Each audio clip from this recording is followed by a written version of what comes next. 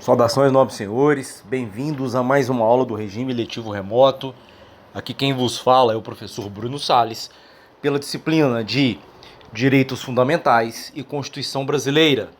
Hoje iniciaremos o estudo do título 3 da Constituição. Lembrando que o título 1 dos princípios fundamentais será estudado em Teoria da Constituição. O título 2 dos direitos fundamentais já foi por nós estudado neste semestre e compreende 4 capítulos. O capítulo dos direitos e garantias individuais e coletivas, principalmente o artigo 5º, dos direitos sociais, dos direitos de nacionalidade e dos direitos políticos. São 4 capítulos que compõem o título 2 já estudado. Agora iniciamos o estudo do título 3, da forma de Estado. Deixa eu explicar uma coisa para vocês. Existe forma de governo, sistema de governo e forma de Estado. Como forma de governo, existe a monarquia e a república. Lembrando que o Brasil adota a república como forma de governo. Nós temos os sistemas de governo, presidencialismo e parlamentarismo. O Brasil adota o presidencialismo. E nós temos forma de Estado. Basicamente, há 2 formas de Estado: o Estado unitário e o Estado federativo ou Estado federal. Há quem diga também que existe uma terceira modalidade, que são as confederações.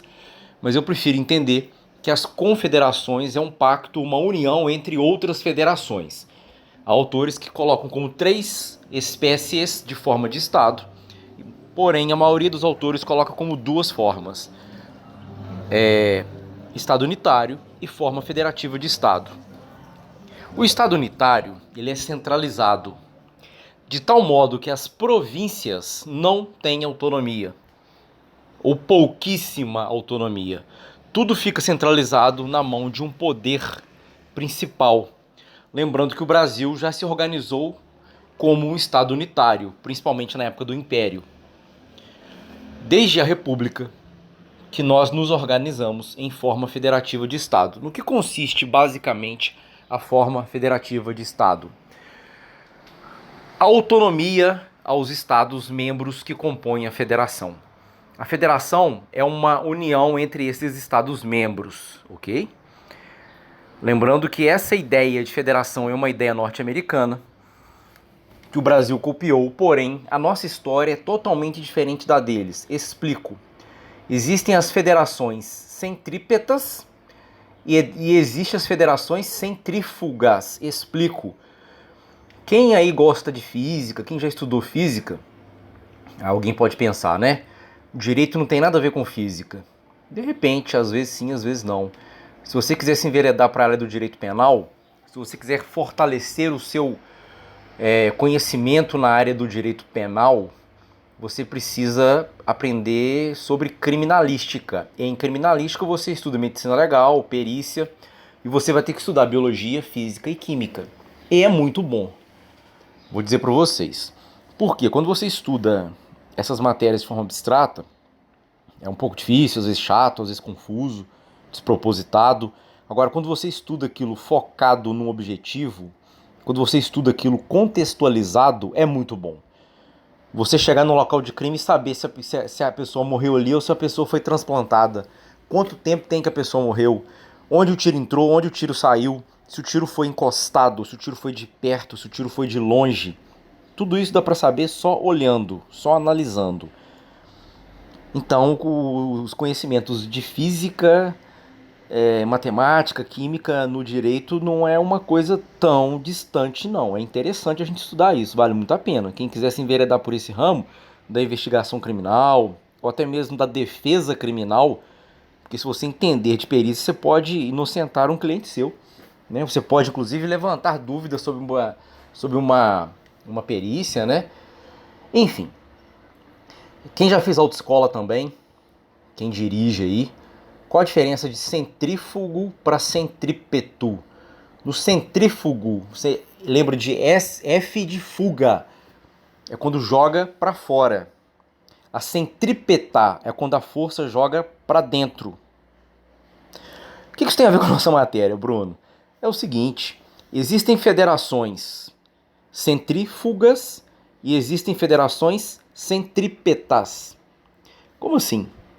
A Federação Norte-Americana, os americanos que criaram essa forma federativa de Estado, isso é a criação deles. Só que pela história deles, a federação deles é uma federação centrípeta. A federação brasileira é uma federação centrífuga. Explico a diferença para vocês. Nós, pelo pouco que nós conhecemos de história, já dá para saber como é a formação do Estado norte-americano. É uma união entre estados que deveriam ser soberanos, mas eles abriram mão da soberania, mas conservaram grande parte de autonomia e deram poder a um órgão central que vai administrar o todo. Como assim? Era para existir vários países, melhor dizendo, nos adequando à linguagem de teoria geral do Estado e do direito constitucional. Era para existir vários estados soberanos, pequenos, que se uniram e deixaram de ser soberanos, mas conservaram sua autonomia e deram a soberania para uma união que eles chamam de federação. Todos os estados reunidos formam uma federação. A soberania pertence à federação, mas os estados-membros, ou seja, os estados que compõem essa federação, que nada mais é que uma união de outros estados, certo? Vejam, os estados americanos abriram mão de parte do seu poder e deram para um poder central. Então o poder foi para o centro. No Brasil é o contrário. Nós éramos um estado unitário, extremamente centralizado na mão do imperador. Quando da República, grande parte do poder do Estado central foi dada às províncias, que não tinham autonomia, tinham pequenas parcelas de poder para administrar, pequeníssimas, e tudo se concentrava na mão de um órgão central, na mão do poder central, na mão do império. O império deixou de existir, nos tornamos uma república, e quando nos tornamos uma república, o poder central deu muito poder para as províncias que se tornaram estados, à medida que ganharam autonomia. Aí é uma federação centrífuga, porque o poder estava no centro e foi para as periferias, para as províncias que se tornaram estados.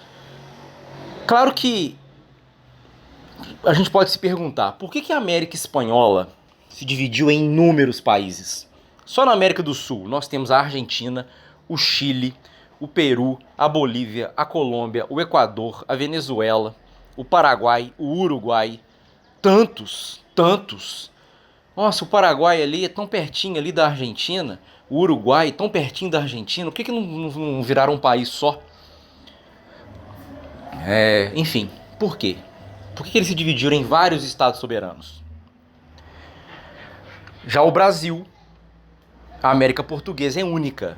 Nós somos um único país de dimensões continentais, uma costa gigantesca, a floresta amazônica, o maior rio do mundo, quilômetros e milhares e milhares e milhares de quilômetros de fronteira com vários outros países.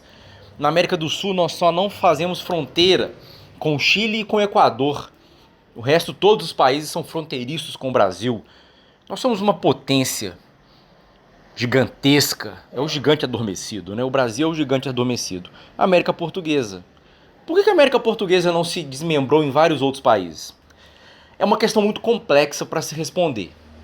Qualquer professor de história aqui gastaria muitas aulas para explicar isso. Mas, de todo modo, a adoção pela forma federativa de Estado tem a ver. Claro, a coroa portuguesa, a corte portuguesa ter vindo para o Brasil, fugindo do Napoleão em 1808, também tem influência, claro. Mas a forma federativa de Estado também. Por quê? Nós tínhamos várias rebeliões no Brasil, várias revoltas, que visavam a separação, movimentos separatistas. No Sul nós tivemos a Farroupilha, lembrando que a Farroupilha venceu o Império no campo militar. Não duvide disso. Por quê? Porque os homens do Sul, eles já estavam habituados ao conflito, à guerra. a beligerância, porque eles brigaram com os espanhóis ali desde sempre. Se você tiver a oportunidade de ler O Tempo e o Vento, tem uma hora que ele fala, né? Como é que você sabe onde é o Brasil? Lá no sul, né? Aonde tem gaúcho. Onde tem gaúcho é o Brasil. Onde não tem, não é Brasil. Ou seja, eles eram a fronteira. A fronteira marchava com eles. A fronteira do Brasil estava na bota do gaúcho. Porra, olha que coisa legal, cara. O que definia, por quê? Né, existem vários tratados. O Rio, do lado de lá é um país, do lado de cá é outro. O Rio Paraná, por exemplo, né, quando você vai ali em Foz do Iguaçu, do lado de lá é o Paraguai, do lado de cá é o Brasil. Ok, o Rio define. Metade do rio para lá é um país, metade do rio para lá é outro. Cordilheiras. Até no topo da cordilheira é um país, virou é outro. Ok. Lá no norte do Brasil, né, planícies, são as bacias do rio. Se a água corre para o norte é um país, se a água corre para o sul é outro, que já é outra bacia. Ok. Mas e no sul? Grande parte do sul tinham fronteiras indefinidas. O que definia onde era Brasil e onde não era a presença dos brasileiros, os gaúchos. Só que eles enfrentaram conflitos terríveis com os espanhóis. Então eles já estavam mais que escolados na guerra, no conflito. Aí vai o Império lá querer brigar com eles dentro da casa deles. No campo deles, conhecem o clima, conhecem os alimentos, como obter água, como fazer um remédio de planta, se vai esfriar, se vai esquentar, se vai chover, por onde vai, por onde vem. Conheciam os índios, sabiam o que comer, o que não comer, conheciam os animais, enfim. Além de pessoas habituadas à guerra e ao conflito. Claro, o Império teve algumas vitórias, mas a maioria o Império perdeu, tá? O Império perdeu. Como que eles conseguiram subjugar a Revolução Farroupilha? Através de questões econômicas. Como assim? O que o Sul fazia na época para poder vender? Eles criavam gado, naquelas grandes extensões de campos que eles tinham, os pampas, e faziam charque. Na época não tinha geladeira, não tinha caminhão frigorífico, né? Salgavam a carne, deixavam a carne lá e a carne não estragava, e eles vendiam carne para o Sudeste, para o Brasil inteiro. Era muita carne, né? Era muito território, era muito pasto, muito gado. Eles fizeram um bloqueio econômico. Aí os grandes fazendeiros, os estancieiros, né, eles se chamavam de estancieiros, tinham estâncias, eles não tinham para quem vender. Aí, se eles não tinham para quem vender, eles fracassaram economicamente, não tinham como sustentar a tropa. Com armas, salários, cavalos, mantimentos, enfim, tudo que se precisa num conflito. Bom, sendo assim, eles acabaram fazendo um acordo e foi um acordo muito proveitoso, tá? Todos os escravos que lutaram ganharam a liberdade. Escravos não, né? Pessoas escravizadas é o correto. Ganharam a liberdade. Os oficiais farroupilhas tiveram o mesmo título preservado dentro do exército imperial. Os acordos foram proveitosos. Só que houve outras, tá? Houve a sabinada, a balaiada. Eu sei que nós tivemos revoltas no Maranhão, no Pará, na Bahia, em Pernambuco.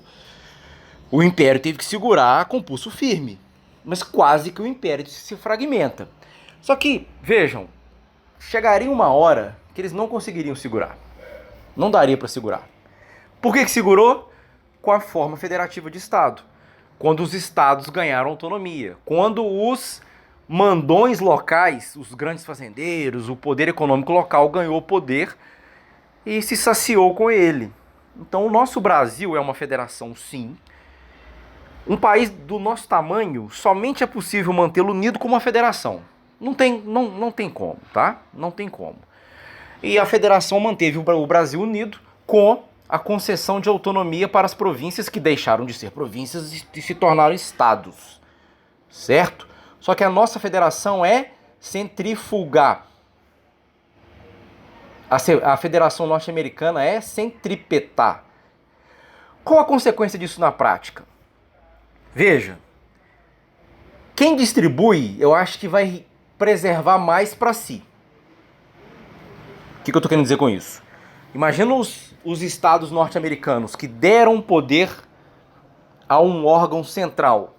Eles conservaram muito e deram pouco. No Brasil já é o contrário. O Estado unitário que era o Império e depois virou República, ele concedeu, sim, poder para as províncias, mas conservou mais consigo. É por isso que nos estados norte-americanos existe estado que uma prática é crime em um, não é crime em outro. Por exemplo, no Brasil não tem isso. O que é crime no Brasil é crime no Brasil inteiro. Vejam, a gente vai aprender, só a União pode legislar sobre direito penal. Não existe crime municipal no Brasil. Não existe crime estadual no Brasil. Todo crime no Brasil é um crime federal, que vale para o Brasil inteiro. Isso tem a ver porque o nosso Estado central, que hoje é a União, ela é muito forte face aos estados, ela conserva muito poder. Não sei se eu consegui ser claro a esse respeito, tá? Isso é uma matéria relativamente complexa e a gente vai ter que estudar bastante, tá? Se não ler doutrina, se não ler apostila, vocês não vão entender só com aula não. Tô sendo muito sincero, tá bom? Com base nisso, não existe no Brasil a possibilidade de qualquer parte se separar da federação. Não há esse direito. Ah, vamos fazer um plebiscito, um referendo. Não pode. A mera tentativa de se desvencilhar do Brasil leva à intervenção federal. Certo? A mera tentativa leva à intervenção federal. Que é o quê? É a União colocar o seu poder, as suas tropas, usar da força para poder impedir. É o chamado direito de secessão. O que é isso? É o direito de se separar. No Brasil não há o direito de secessão. Isso não é possível. Não é permitido, ok? Quero que vocês entendam. A mera tentativa de qualquer estado ou de parte de algum estado de se separar da Federação Brasileira leva à intervenção federal. Não pode, não há essa possibilidade constitucional. Não tem jeito. Nem tente. É mais ou menos por aí. Vejam. Poder legislativo. O poder legislativo municipal é exercido pela Câmara de Vereadores. Ok. É uma casa, Câmara de Vereadores, ou Câmara Municipal. O poder legislativo estadual, ele é exercido através da Assembleia Legislativa. É uma casa. Ok. Já o Poder Legislativo Federal, ele é bicameral, são duas casas.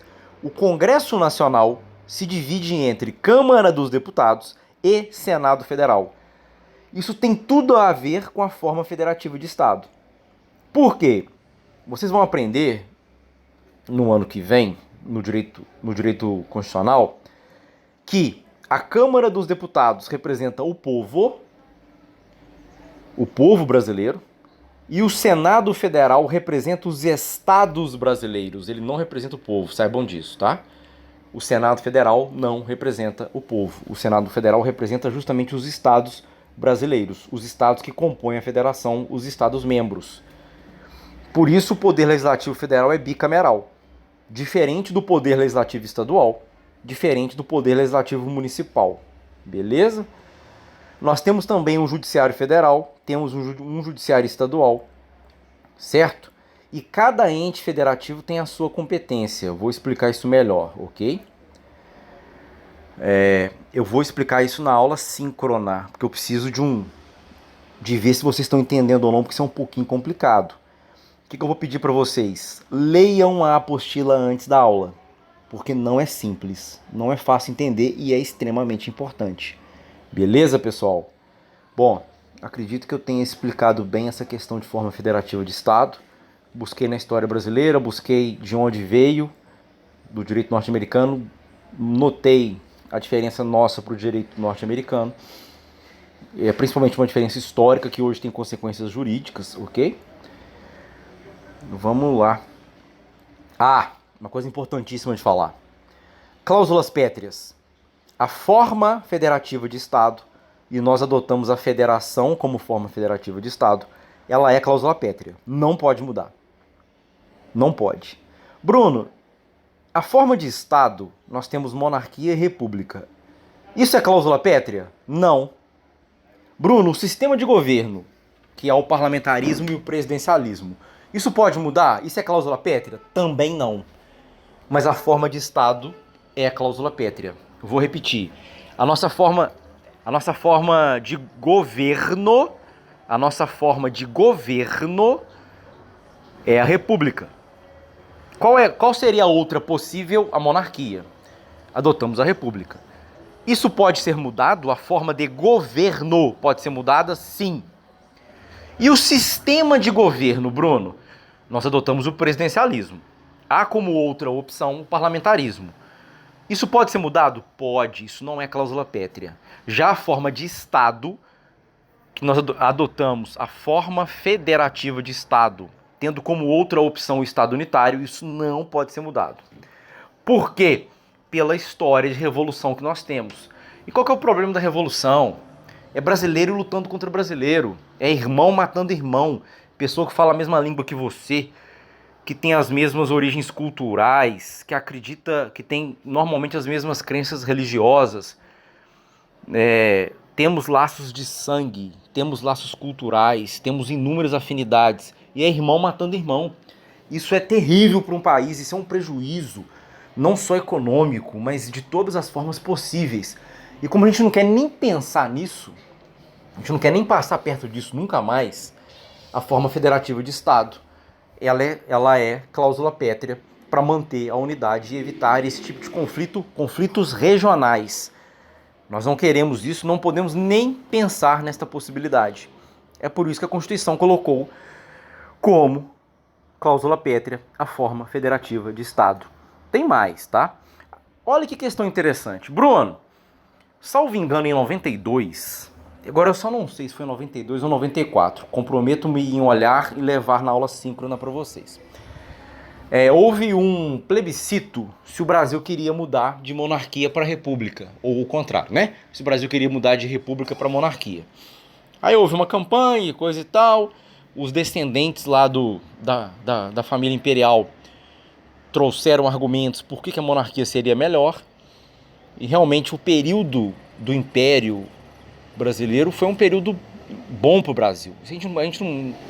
O Dom Pedro II era um grande estadista, tá? Sabemos que a República Brasileira nasceu de um golpe. Por mais contraditório que isso possa ser, né? Que república e coisa e tal, nasceu de um golpe. E um golpe das elites, saibam disso. Mas claro que eu não estou defendendo a monarquia aqui, nem teria conhecimento para isso. Mas nós optamos por manter a república, ok. E nesse mesmo plebiscito, o Brasil pôde escolher entre presidencialismo e parlamentarismo. Houve uma campanha forte para o parlamentarismo. Só que aí o parlamentarismo também perdeu. Conservamos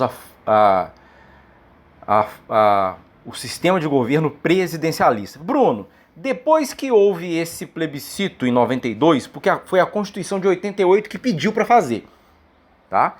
A Constituição de 88 pediu para fazer um plebiscito, o Brasil fez. Depois que o plebiscito foi realizado, a forma de governo, república, e o sistema de governo, parlamentarismo, isso foi petrificado. Ou seja, não era cláusula pétrea, tanto não era que houve o plebiscito, que se fosse cláusula pétrea não poderia ter o plebiscito, isso é uma questão óbvia. Mas depois desse plebiscito que o Brasil optou, isso virou cláusula pétrea? Ou seja, isso foi petrificado? Qual que é a resposta? Não. Ainda pode ser mudado. O problema é que isso não pode ser mudado com uma mera emenda constitucional. Para mudar isso tem que fazer outro plebiscito, certo? Mas a forma federativa de Estado não pode ser mudada. Isso sim é cláusula pétrea. Cuidado com essa pegadinha, tá? Não caiam nela. Na aula síncrona, nós falaremos de competências legislativas. O que é isso? Cada ente federativo, depois eu vou explicar isso, temos a União, temos os estados, temos o município, temos o Distrito Federal.